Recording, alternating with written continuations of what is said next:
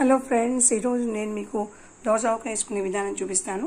1/2 KG దోసకాయలు ఇలా మంచిగా కట్ చేసి పెట్టుకోండి. కడిగి తరిగి పెట్టుకుని దోసకాయలు తుడిచి వాటర్ లేకుండా పైన ఇలా మంచిగా తరిగి పెట్టుకోవాలి. తర్వాత దీనిలో ఇవన్నీ రెడీ చేసి పెట్టుకోవాలి. సాల్ట్ అండి, కారం, ఆవపిండి, పసుపు, కొంచెం మెంతిపిండి, తగినంత నూనె. ఓకే ఫ్రెండ్స్, ఫస్ట్ కొంచెం పసుపు వేసుకోండి. తర్వాత ఇందులో సాల్ట్ వేసుకోండి. తర్వాత మిర్చి పౌడర్ వేసుకోండి. తర్వాత రాయి పౌడర్, ఆవపిండి వేసుకోండి.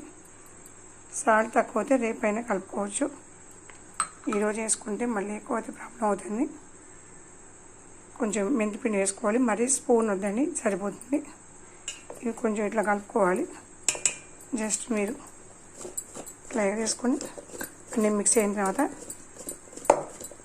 ఇట్లా మిక్స్ అయిపోయిన తర్వాత ఇందులో తగినంత నూనె వేసుకోవాలండి. ఇట్లా నూనె కొంచెం సరిపోతుంది. రేపు మార్నింగ్ ఒకసారి కలిపి తిప్పుకొని మళ్ళీ సాల్ట్ వేసుకోవచ్చండి. కావాలంటే నూనె తర్వాత రేపైనా పోసుకోవచ్చండి. ఇలా చేసుకుని రండి, కమ్మటి దోస ఆవకాయ పచ్చడి రెడీ. చాలా టేస్టీగా ఉంటుంది. అందరూ ట్రై చేయండి. Thank you.